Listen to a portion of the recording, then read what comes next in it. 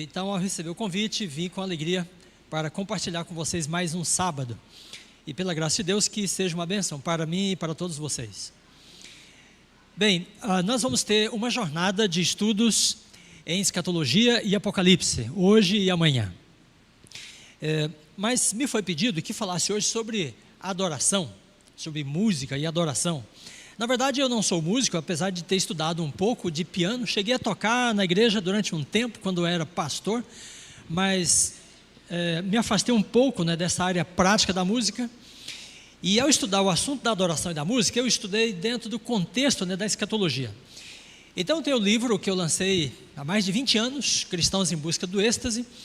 Depois tem uma edição nova dele na Casa Publicadora. E eu vou falar então nesse momento sobre esse assunto do livro, mas dentro do contexto profético e escatológico. O livro tem essa característica, mas não é o ponto mais forte dele lá no livro. E então eu quero convidar você a ler no livro do profeta Daniel, capítulo 3, as palavras bíblicas introdutórias para a nossa fala desta noite. Todos nós conhecemos bem os livros de Daniel e Apocalipse, eles fazem parte da identidade adventista. E você, quando recebeu estudos bíblicos, deve se lembrar dos estudos, passando por esses livros. Então aqui tem um relato histórico. O rei Nabucodonosor fez uma imagem, 3 verso 1. E aí no verso 4 diz: o arauto apregoava em alta voz, ordena-se então a todos os povos, nações e homens de todas as línguas, que no momento em que ouvirdes o som da trombeta, do pífaro, da harpa, da cítara, do saltério, da gaita de foles e de toda sorte de música, vos prostrareis e adorareis a imagem que o rei Nabucodonosor levantou. E qualquer que não se prostrar e não adorar, será no mesmo instante lançado na fornalha de fogo ardente. Muito bem, irmãos, então é aqui um relato histórico da experiência de Daniel em Babilônia. E nós queremos saber o que esse relato nos ensina, o que ele projeta para nós no tempo em que vivemos. É muito interessante isso da Bíblia, porque Daniel viveu 6 séculos antes de Cristo, quase 6 séculos. E o que esse profeta, naquele tempo, tem a falar para nós, que vivemos 2000 anos depois de Cristo. Mas a profecia bíblica tem essa característica, essa temporalidade, e essa capacidade de cruzar não só o tempo, mas as culturas, e chega até nós. Então, eu vou falar sobre o papel escatológico da música de adoração. É um desafio. Bem, quero estabelecer um princípio. E o princípio é assim: se eu descer aqui, atrapalha para a imagem, está sendo transmitido, vamos aproveitar e cumprimentar os irmãos, amigos que estão nos acompanhando pelas redes sociais, pela internet. É um prazer ter a participação de vocês e que Deus os abençoe ricamente também. Então, se eu descer aqui, atrapalha a filmagem? Não, Ok. Vamos estabelecer um princípio para o nosso estudo. E o princípio é que são 2 testamentos, mas é uma aliança só. São 2 testamentos, mas é um povo de Deus só. O povo de Deus não são 2, é um povo só, É o povo de Israel no Antigo Testamento e o povo de Israel no Novo Testamento. É uma história que continua, É um plano de Deus que vai se concretizando ao longo da história. E os 2 testamentos são apenas 2 momentos históricos, mas do mesmo evento salvífico da parte de Deus. Então ali tem algumas afirmações sobre isso. Os 2 testamentos formam uma unidade, temática, histórica, semântico, gramatical. Então, por exemplo, a gente vê histórias do Antigo Testamento que elas estão espelhadas, em histórias do Novo Testamento. É como se o escritor do Novo Testamento contasse uma história nova, tendo em mente uma história antiga.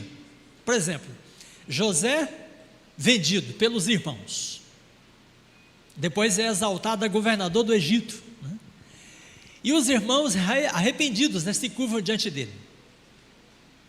Eis aqui estamos por teus servos, eles dizem. E aí então em Atos Pedro diz que este Jesus, a quem os judeus crucificaram, que também foi vendido por 30 moedas de prata, exaltado ao trono da majestade. E aí em Atos 2, diante do evento do Pentecostes, os judeus se curvam, né? Irmãos, que faremos?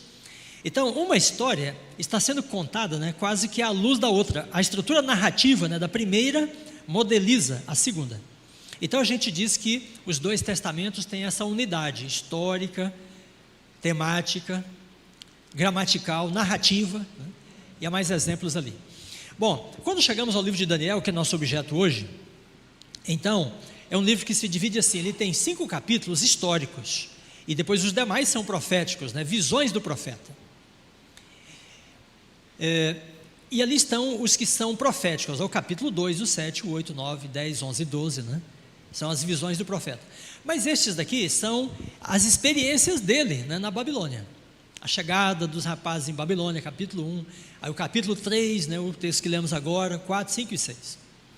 Bom, mas estes capítulos da história de Daniel em Babilônia, eles têm palavras, expressões que são do contexto profético. Então ele fala de fim, de juízo, né? Acabado o tempo. Essas expressões parece que nos permitem, né, ler essas histórias de Daniel e Babilônia como se elas tivessem também valor profético, escatológico, né? Ou seja, de alguma forma elas ilustram os acontecimentos finais. Pois bem, por exemplo, aqui temos a Babilônia, né? Ela é mostrada como uma árvore no capítulo 4, e ela cresce, né? E se torna abrigo para muitos animais e aves, ela provê sustento, e aí então desenrola-se uma narrativa, e desce um vigilante do céu, e diz assim: derribai a árvore, cortai os seus ramos. Bom, e daí chegamos em Apocalipse 18, né? Aí tem a grande Babilônia, que agora é uma metáfora, né, de um poder religioso, que também se estende por toda a terra, e também se torna lugar de abrigo, morada, né? E aí então desce um anjo do céu e diz: caiu a grande Babilônia. Bom, esta profecia então de Daniel 17, de Apocalipse 17 e 18, ela está toda apoiada, né, no relato de Daniel 4. Tem vários pontos de contato. Bom, e aí temos outros elementos, mas eu vou chegar aqui no que interessa para nós, que é o capítulo 3, né? Então, para entender um pouquinho do capítulo 3, vamos nos lembrar de uma afirmação de Ellen White. Então, ela falando sobre a experiência de Nabucodonosor, né, o sonho da estátua que ele teve, sabe? A grande impressão, né, que causou no coração dele, a presença de Deus, o fato de Deus falar com ele, né? Ele creu na revelação, ele entendeu que as coisas seriam daquele jeito, né? Ele acreditou, mas dela diz assim: depois que a primeira impressão se desvaneceu da cabeça dele, né, Nabucodonosor pensava somente em sua própria grandeza, e estava estudando como o sonho poderia ser usado para sua própria honra. Então ele quis tomar, né, esse sonho, aquela revelação profética, de forma que ele se inserisse naquela história, né, mas não apenas no começo dela, mas permanecesse, né, ao longo da história assim retratada. Bom, e daí vem então os eventos do capítulo 3. Aí ele levanta uma estátua, né? A estátua do sonho era de ouro, né, prata, bronze, ferro, barro e ferro. Aí ele foi criativo, falou: não, vamos fazer uma estátua, mas o ouro vai cobrir da cabeça aos pés. E no sonho a estátua era destruída, né, por uma pedra que caía aos pés da mesma, né? Ele diz: não, em vez da estátua ser quebrada, ela será adorada. Com isso, gente, Nabucodonosor é como se ele quisesse ou pretendesse assim: o meu reino não será só no período, né, da cabeça, o meu reino vai se estender dos pés à cabeça, da cabeça aos pés, né? Será permanente. Olha só, por isso que depois tem de cair, né? Porque todo aquele que se exalta será humilhado, né? Pois bem, irmãos, então lendo esse relato, aí nos chama a atenção algumas expressões. Vamos focar nossa atenção nelas. Então o texto diz assim: o rei faz uma imagem. E tem uma expressão grega, né? Tomei a liberdade de colocar ali na própria língua grega. É poisen eikona. Então ele fez uma imagem. Essas palavras são tiradas do mandamento, sabe? Não farás para ti imagem, nem as adorarás. Né? Então o rei quebra o mandamento diretamente, porque ele faz uma imagem e manda que seja adorada. E aí o verbo adorar, né, no texto grego de Daniel, é usado 10 vezes. Quer dizer, o capítulo 3 trata, né, com a adoração, é o centro dessa experiência, dessa narrativa toda, né? É o apelo do rei para que a imagem seja adorada, servida, né? Que as pessoas se prostrem diante dela. Então tem uma ênfase, né, nessa questão da adoração. E aí tem um chamado, né, para as pessoas de todos os povos da terra, porque a Babilônia era um poder imperial. E estavam em Babilônia pessoas de várias etnias, de várias nações, né? Como Daniel e muitos outros, né? Jovens que foram levados para lá. Então todos os povos, nações e homens de todas as línguas. Então tem esse aspecto da universalidade, né, envolvido aí nessa experiência, nessa história. Pois bem, então quando tomamos esse capítulo, né, aí vamos para Apocalipse 13 e tem um paralelismo, sabe? De forma que ao João utilizar, né, os termos, as expressões de Daniel 3, é como se ele atribuísse, né, um valor profético ao relato de Daniel 3, que é apenas um relato histórico. Então isso a gente percebe em Daniel 1, Daniel 3, 4, 5 e 6. O Apocalipse retoma, né, essas histórias do profeta em Babilônia e elas adquirem essa conotação profética. Então em que consiste isso aí? Olha, em Apocalipse 13, então, a segunda besta, né, faz uma imagem da besta. A segunda besta, atuando como falso profeta, faz uma imagem à besta e manda que seja o quê? Adorada. Então quebra o mandamento da mesma forma, né, que Nabucodonosor. Então tem expressões gregas, né, que estão comuns entre Daniel 3 e Apocalipse 13. Daniel escreveu em hebraico e aramaico, e então estou me referindo aqui à versão grega, né, de Daniel. E aí João também dá uma ênfase, né, na questão de adorar e da imagem, porque a palavra imagem é usada várias vezes em Daniel 3 e Apocalipse 13, né? E o verbo adorar também é usado várias vezes em Apocalipse 13. E da mesma forma que há um chamado, né, para adorar, e seguido de um decreto de morte, né, em Daniel 3, em Apocalipse 13 igualmente, as pessoas são convidadas, são orientadas, se apela a elas que elas adorem a imagem, mas depois diz, e a imagem faz que sejam mortos todos aqueles que não adorem a imagem. Então aí repete, né, a história. Muito bem, então olhando esses dois capítulos assim, tem um aspecto da totalidade, a globalidade também, né, em Apocalipse 13, porque ele diz a todos os povos, pequenos e grandes, ricos e pobres, né, faz que lhes seja dada uma marca, segundo a experiência deles em adorar. Muito bem, eu acho que está cortando um pouquinho da imagem aí, deve ter alguma coisa ali abaixo, mas se você não conseguir, tudo bem. Bem, então vamos perceber o seguinte aspecto, irmãos. O texto, né, de Apocalipse praticamente repete Daniel 3, mas em Daniel 3 tem uma ênfase na música, fala dos instrumentos, né? E o rei diz assim, quando ouvirdes o som, aí ele fala 3 vezes isto. Então a história é contada e Daniel parece que coloca uma atenção, né, uma ênfase especial nessa questão da música. Mas em Apocalipse 13 nada fala de música. Esse aspecto está ausente, né, em Apocalipse 13.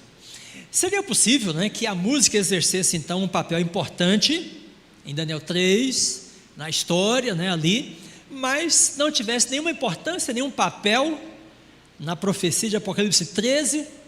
Essa é uma pergunta que nós queremos responder.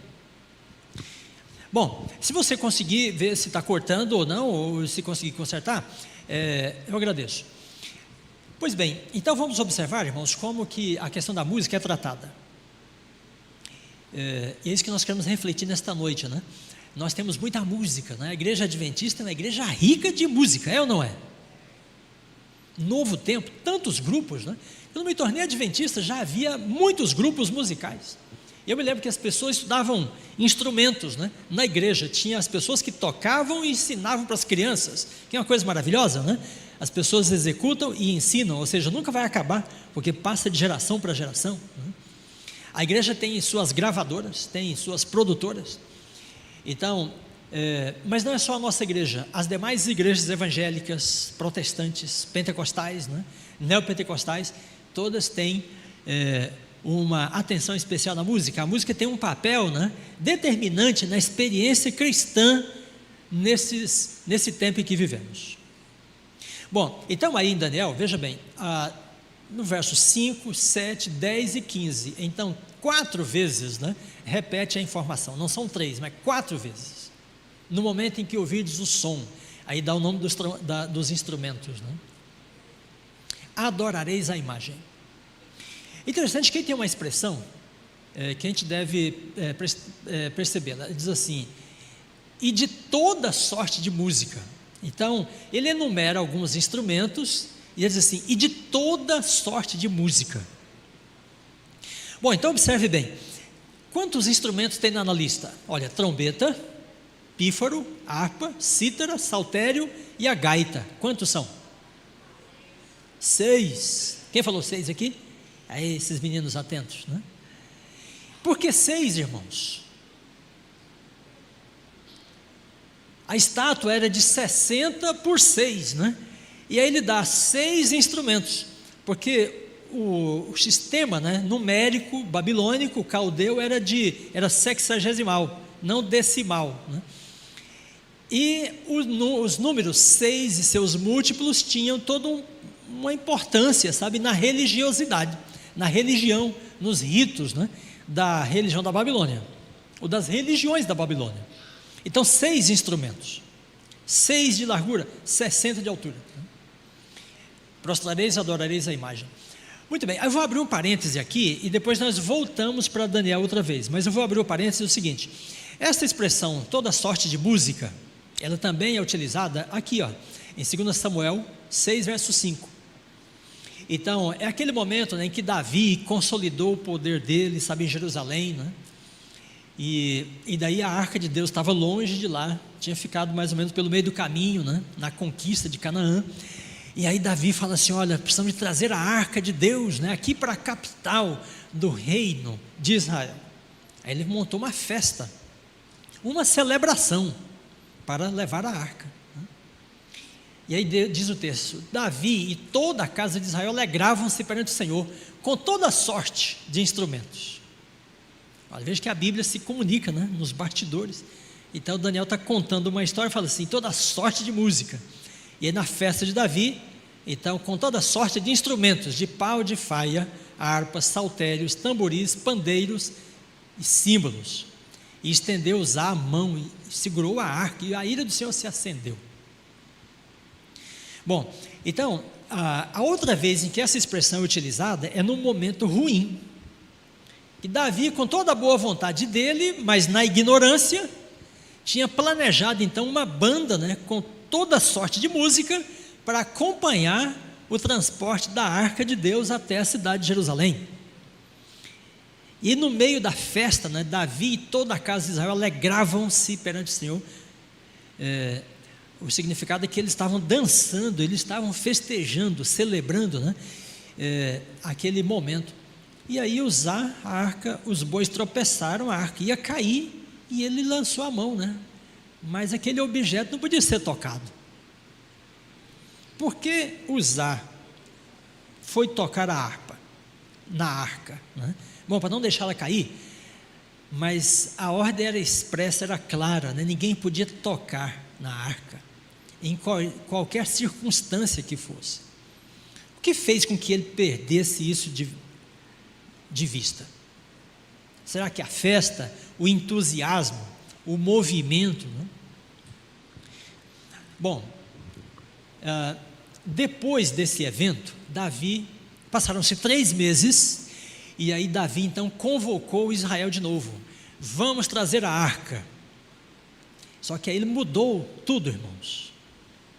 Os levitas iam carregar a arca, e os levitas iriam fazer a música da festa.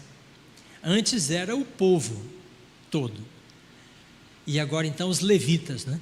E aí então o texto de Crônicas fala assim: naquele dia, no dia do transporte, nesse evento, né, que deu certo, a arca chegou em Jerusalém, foi que Davi encarregou pela primeira vez a Asaf e a seus irmãos de celebrarem com hinos ao Senhor. Olha, então não foi só o evento de transportar a arca, né? Davi entendeu muitas coisas naquele contexto.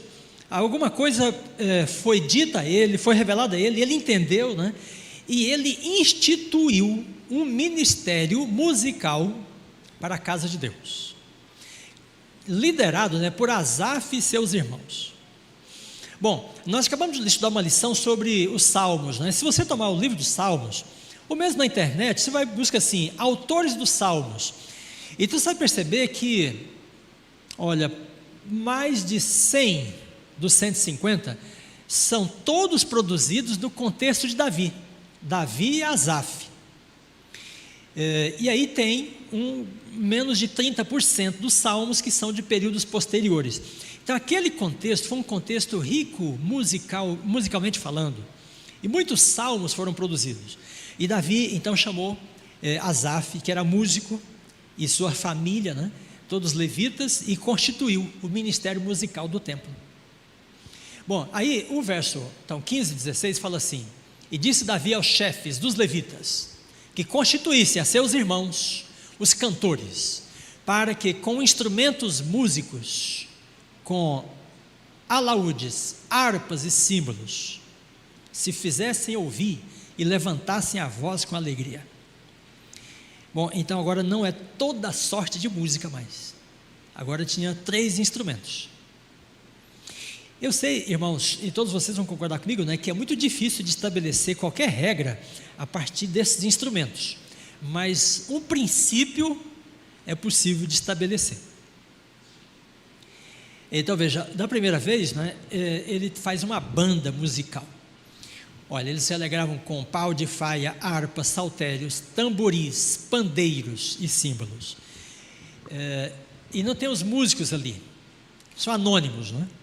Aí então em seguida ele convoca os músicos levitas, os sacerdotes, 3 instrumentos. E aí o capítulo 16 então diz assim: então Davi deixou ali diante da arca da aliança do Senhor Asaf e a seus irmãos, Emã e Jedutum, e faziam ressoar trombetas e símbolos e instrumentos do quê? De música de Deus. Esta é a primeira vez que essa expressão é utilizada. Hinos e música de Deus. E também tem a expressão canto do Senhor.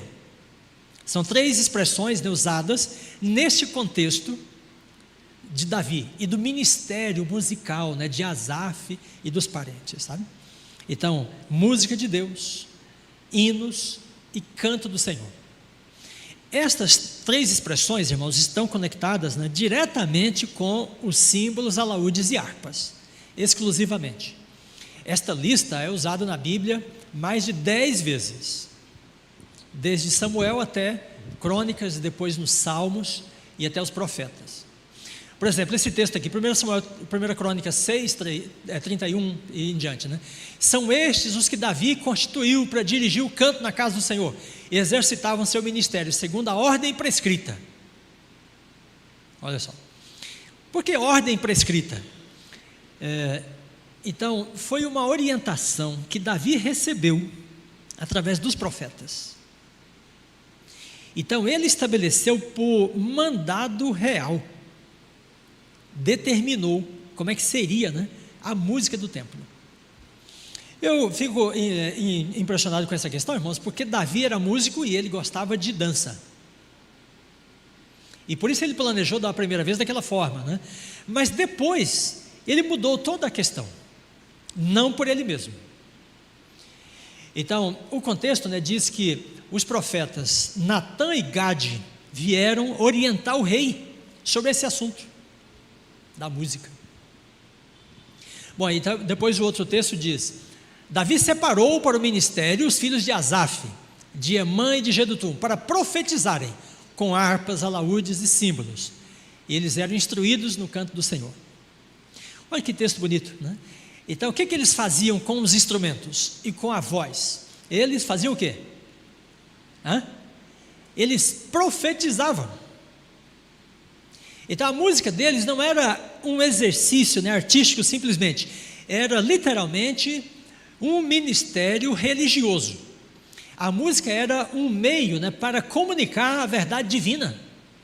E eles, músicos, sacerdotes, eram ministros, porque profetizavam através da música. E aí o texto então também diz assim, eles eram instruídos no que mesmo? No canto do Senhor. Então, irmãos, aqui tem músicos aqui, né, já cantamos hoje, tem os instrumentistas, tem os vocalistas. A música no templo, né, não era uma coisa só que eles eram instruídos em como tocar, como executar um instrumento, educar a voz, né, para cantar em tais e tais tons, etc. Não era só isto. Eles eram instruídos no canto do Senhor. Quer dizer, se eles profetizavam, né, com o cântico, então eles eram instruídos, né, na teologia, no conteúdo, sabe, no aspecto doutrinário, na história sagrada de Israel. Eles não estudavam só a música, eles estudavam a história, a doutrina, a teologia e a profecia como conteúdo da música. Amém?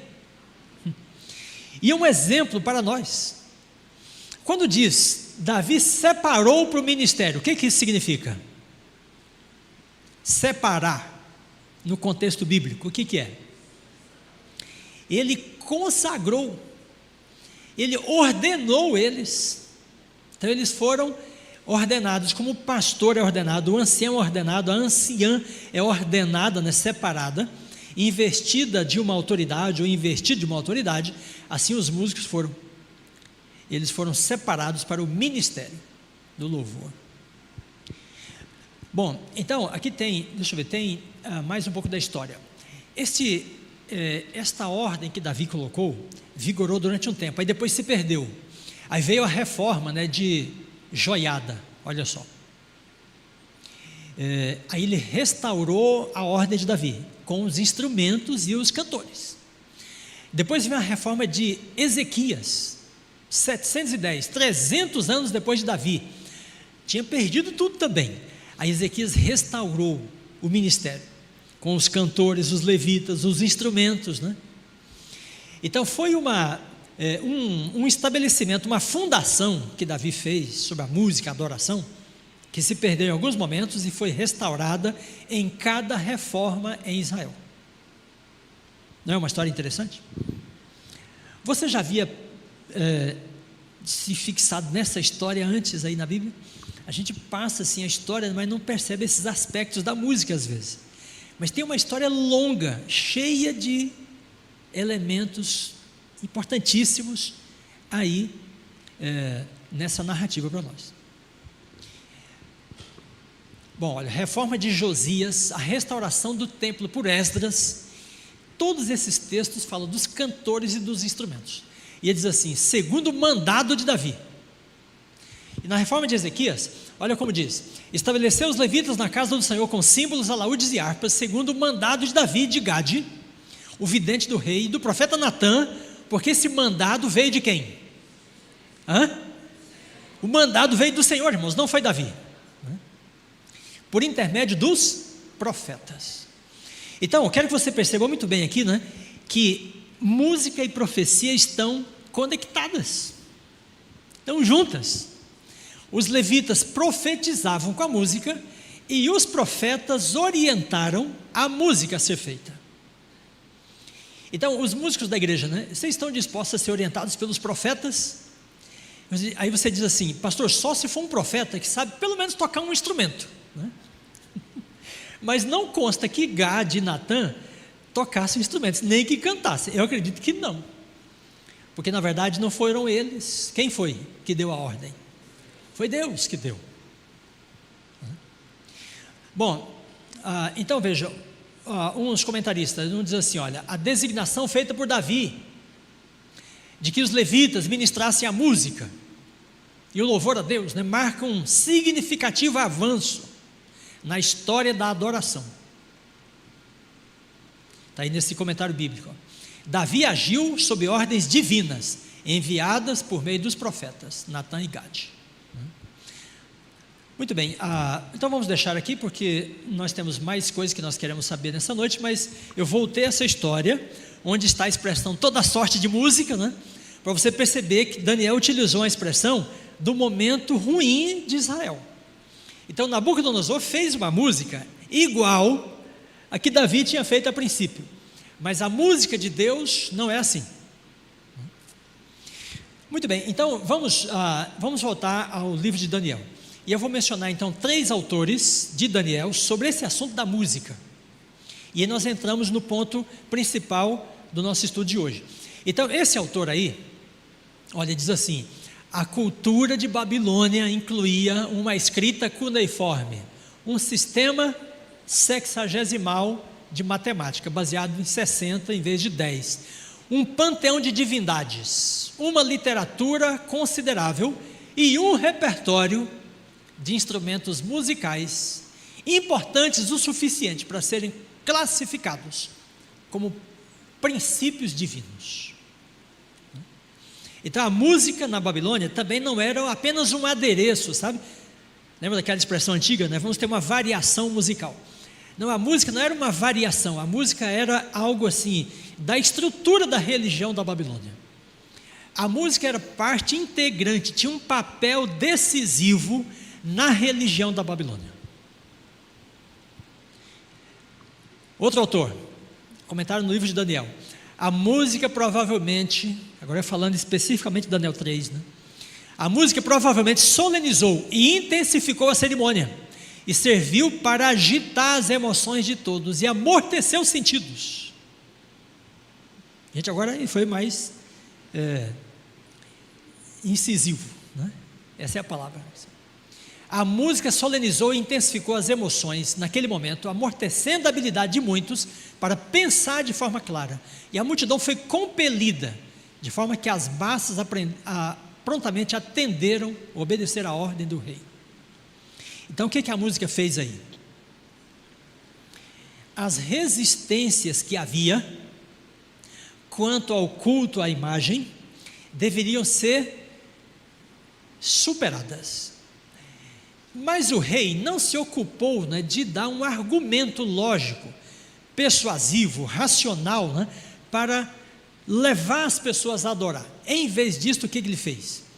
Ele sabia que a música faria mais rapidamente isto, e de forma mais eficaz. A música produziria uma harmonização, uma globalização, uma coletivização da experiência. Todos se moveriam, né, simultaneamente, instantaneamente, ao som da música. Por isso ele diz: quando ouvirdes o som da música, vos prostrareis. Bom, então vejam, a música aí, segundo esse autor, né, ela amortece os sentidos. E não é qualquer tipo de música, é com toda sorte de instrumentos. É uma banda variada. E pela descrição, pela comparação com Samuel, nós podemos deduzir, irmãos, que não foi uma música assim clássica, sabe? Em que as pessoas estavam assim, ouvindo aquela harmonia, né? Não, era uma música forte, era uma música poderosa, era uma música de um efeito, né, imediato. Bom, agora um autor adventista. Então esses dois aqui não são adventistas, eles estão falando do assunto, e é o Jacques Ducan, que é professor na Andrews, um judeu adventista, e ele tem o livro dele, Segredos de Daniel. Gente, observem que homem está dizendo, um judeu adventista. Ele diz: os antigos sabiam como usar a música para provocar uma experiência mística. Irmãos e irmãs, essa expressão não pode passar assim, de forma normal nos nossos ouvidos. Os antigos já sabiam do efeito místico de certos tipos de música. Aí diz: hoje, graças à mídia, Podemos testemunhar o efeito da música sobre as massas. O fenômeno tem invadido até mesmo as comunidades religiosas. Da mesma forma, na planície de Dura, os pregadores de Babel não perderam tempo com demonstrações intelectuais ou argumentos. A música é suficiente para desencadear a adoração, qualquer que seja ela. Então eu pergunto para vocês, né? A música é uma coisa simples ou é complexa? Nós podemos ver a música assim com certa ingenuidade, sem nos preocupar, ou é algo em que nós temos de ter uma atenção especial?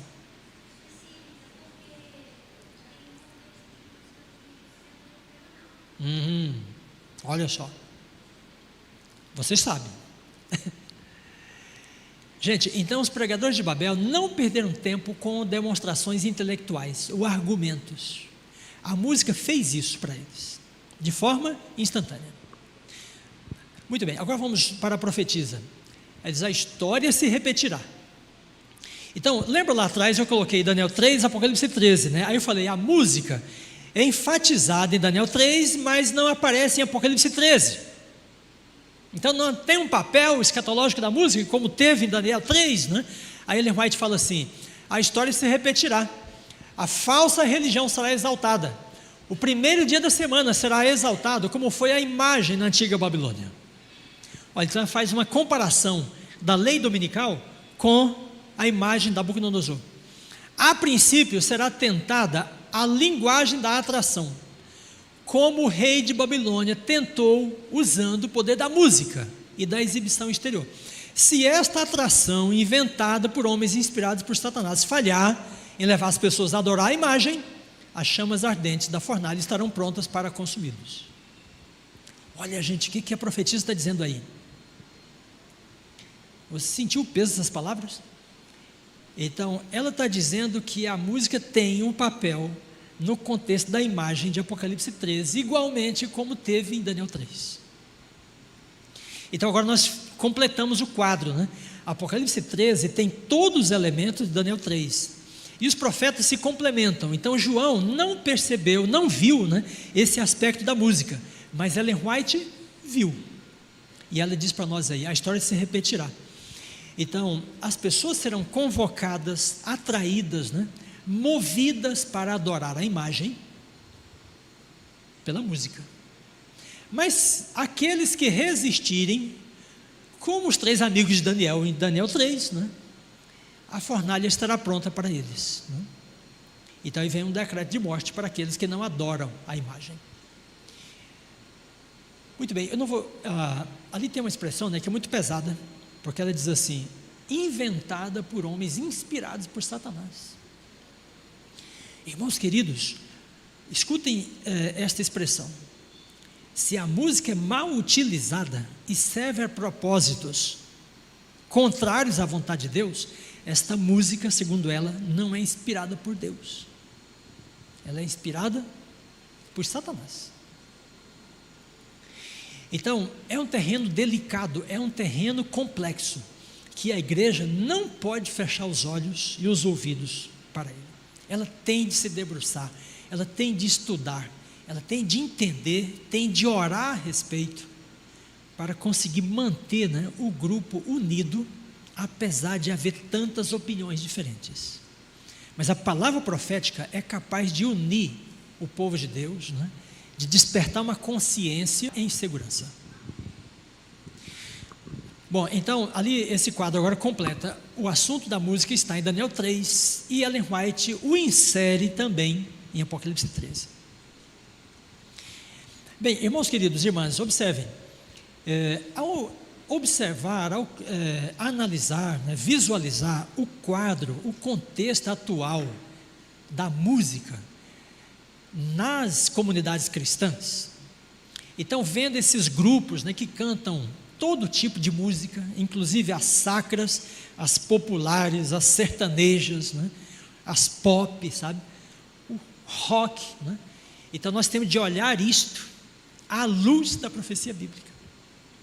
Nós não podemos ver isto apenas como um movimento cultural, não é só isto. É um elemento profético, religioso, e do grande conflito envolvido nesse assunto.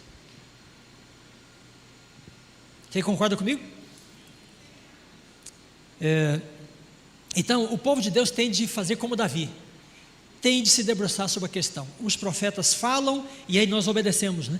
E vamos separar para o ministério pessoas consagradas, pessoas instruídas, né? Para liderar o momento de adoração, o ministério de adoração. E toda igreja que fizer isto será abençoada, porque estará seguindo a orientação divina.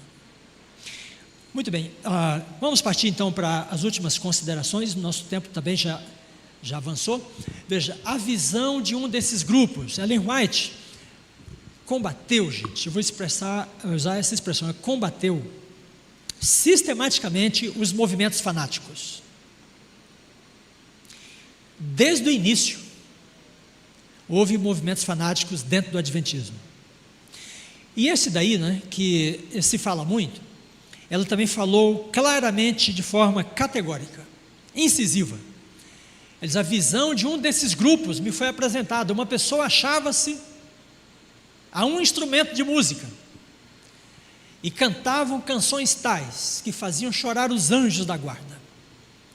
Olha o que a música pode fazer: consternar os anjos, né? Havia ruidosa alegria, havia riso vulgar, abundância de entusiasmo e uma espécie de inspiração, mas a alegria era daquela espécie que unicamente Satanás é capaz de produzir. Bom, então aí são grupos fanáticos cujo trabalho estava associado à música. E eles tinham um objetivo, né? As pessoas são sinceras, elas não fazem isso pensando que elas estão servindo ao inimigo de Deus. Não, elas entendem, elas acham que estão fazendo para Deus. Como lá no tempo de Ellen White, elas pensavam assim: do que elas precisam? De instrução. E aí a sinceridade instruída servirá para o propósito correto. Nós nunca devemos pensar, irmãos, que as pessoas não são sinceras, que o coração dela não está naquilo. Todas estão, dentro da nossa igreja e fora dela, sabe? Mas as pessoas não têm a instrução, e é nosso papel instruir. Então veja, ela diz assim: havia ruidosa alegria. Então, quando uma igreja precisa de instrumentos musicais A, B e C, né, para tornar o culto alegre, para tornar o culto vivo, né, comunicativo, esta necessidade é um sintoma de problemas. A alegria, o entusiasmo produzido com essa artificialidade não é divino, não é divina.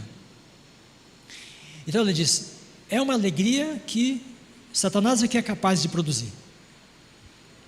A alegria tem de vir do coração, da experiência da salvação, do encontro com Deus, né, do conhecimento da vontade de Deus. Então daí nós tiramos, sabe, motivação, inspiração, né, e alegria.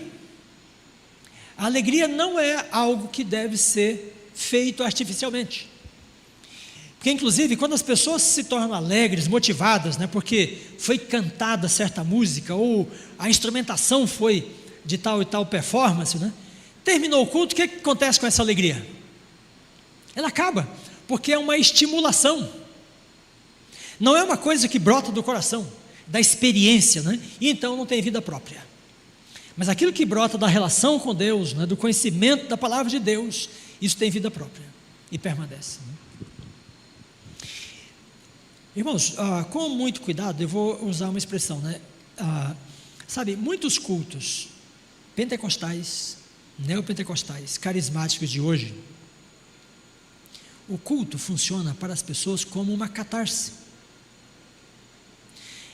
Se elas ficarem 30 dias sem o culto, elas perdem a fé, porque é uma experiência psicofísica.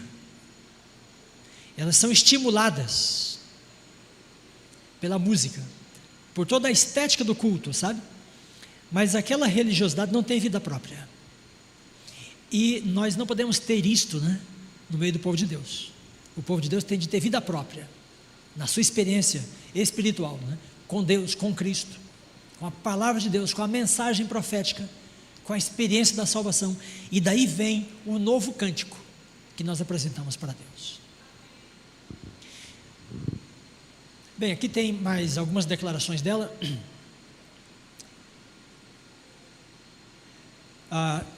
Mensagens escolhidas. Então, se você quer estudar esse assunto, né, Mensagens Escolhidas, volume 2, ela fala várias coisas, né, uma compilação de falas, cartas, ensinos dela sobre ou contra os movimentos fanáticos. E o principal foi o movimento da carne santa, que era tipicamente, irmãos, um movimento pentecostal, antes do surgimento do pentecostalismo. Há um autor adventista que fez uma pesquisa, né, sobre incidências de experiências pentecostais no adventismo no século XIX. O culto pentecostal começou em 1906, né, no século XX. Então, no movimento adventista, houve algumas experiências assim, e as pessoas chegaram a falar em línguas. O que era comum a estes... O que foi comum a esses eventos? O uso da música. E o movimento da carne santa era um deles. Então tem muita informação sobre esse assunto, e você pode uma hora buscar pela internet, vai achar os próprios livros dela. E então aí nesse texto, né, ela fala assim: as coisas que descreveste de indiano, o Senhor revelou-me que haviam de ter lugar imediatamente antes do fim do tempo da graça. Olha, gente, ela vê o assunto, né, com olhos proféticos. Ela já havia falado que a história de Daniel 3 vai se repetir em Apocalipse 13. Aí ela viu o assunto lá do movimento da carne santa, né? Ela diz: o Senhor me mostrou que isto aí virá de novo para dentro da igreja antes do fim de todas as coisas. Então isto é uma coisa profética. Demonstrar-se-á tudo que é estranho, haverá gritos com tambores, música e dança. Então, sempre que toca no assunto, tem tambor, pandeiro, tamboril, ou alguma coisa dessa linha. Os sentidos dos seres racionais ficarão tão confundidos que não se pode confiar neles quanto a decisões retas. E às vezes a gente pode pensar assim: bom, com essa música as pessoas vão aceitar, vão ouvir o apelo, né? Vão se converter mais facilmente. Com esta música as pessoas vão gostar mais do culto. Não, essas decisões não serão retas. Eles têm de se decidir por uma experiência real com Deus.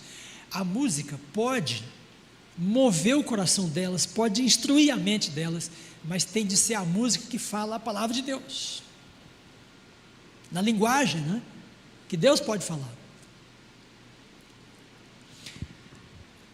Bom, muito bem. Então vamos fechar aqui essa parte profética.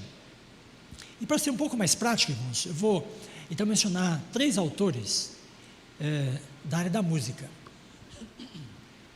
O primeiro deles é esse homem, né, Eric Hobsbawm, é um historiador, marxista, inclusive, britânico. Então ele tem esse livro, História Social do Jazz. Como é que os marxistas viam a cultura de massas? Ou veem, né? Bom, ele diz assim: o ritmo é o componente dominante da música contemporânea. Por que ele se concentra no ritmo? Porque os marxistas tradicionais entendem que a pessoa tem de ter o pensamento crítico, independente, né? Próprio, que é uma virtude. E Ellen White também fala disto. Ele entende que o ritmo, como componente acentuado da música, prejudica a capacidade de pensar por si mesmo e de ter uma elaboração crítica acerca de qualquer coisa. Então, o ritmo. Bom, vamos lembrar, né? Tem a harmonia, melodia e o ritmo, os 3 componentes da música. Um pode ser acentuado, os outros podem ser diminuídos. Então tem esse pêndulo, né, nos diferentes estilos musicais. Bom, esse outro livro, né, The Cambridge Companion to Pop and Rock, olha só, é uma obra representativa. A música pop foi influenciada pela maioria dos outros gêneros populares, obtendo o uso de harmonias vocais da evangélica e do soul, a instrumentação do jazz, do country, sustentado por elementos rítmicos do hip hop. Então, o que é o pop? Um caldeirão de estilos musicais, que vem desde o gospel até os estilos populares, tipo hip hop, né? Então, o pop, irmão, se tornou, vamos dizer assim, uma marca, né, comum para muitos estilos musicais contemporâneos, cuja ênfase está no ritmo. Não na harmonia, nem na melodia, mas no ritmo. Por isso, todo estilo pop depende necessariamente de instrumentos percussivos. As pessoas podem executar essas músicas sem baterias. Elas podem fazer com contrabaixo, com cordas, né, com várias coisas. Mas os instrumentos percussivos são mais eficazes, porque eles são característicos desses estilos musicais. Depois o outro autor, olha, pop music. A música pop é feita para dança, usando batidas e ritmos destinados à dança. Então, você tem um hino, está escutando, né? Observe o ritmo. Você poderá ter uma avaliação, ainda que elementar, básica, se ele é pop ou não. Muitos hinos de hoje, inclusive adventistas, são estilos pop. Então eles dependem necessariamente desses instrumentos, porque é difícil de executar essas músicas sem esses instrumentos. Ela fica fraca, ela fica pouco comunicativa. Bom, então eu diria, irmãos, que a maneira como a música evangélica, cristã, de modo geral, no final do século XX para o século XXI, tem entrado nessa característica, né, da visão profética, é com a incorporação dos estilos pop. Então eu vou repetir. Eu entendo que a maneira como a música contemporânea cristã, né, tem assumido essa característica profética que nós mencionamos, é a partir da incorporação dos estilos pop. Então a nossa atenção deve estar aí. Olha, aqui você vê o espírito, como estão as coisas lá. Esse homem é um pastor evangélico. A revolução da música gospel.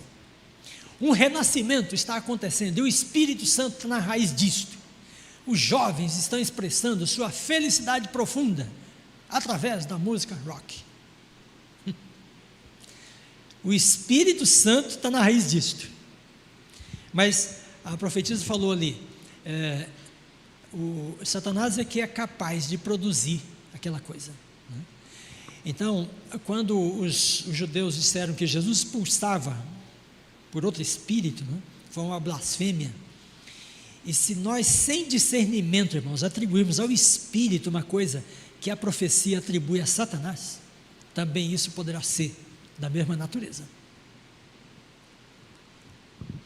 Bom, então fechamos aqui.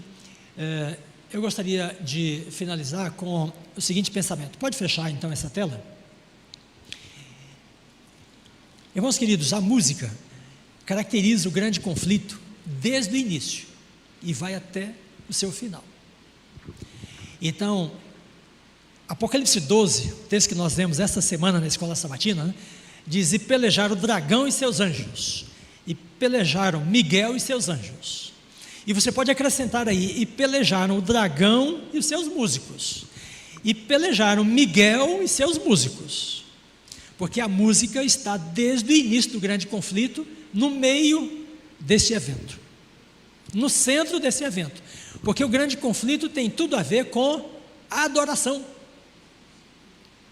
Então nós somos chamados a adorar, né, o Deus verdadeiro, o Criador de todas as coisas, o Pai, o Filho e o Espírito, né?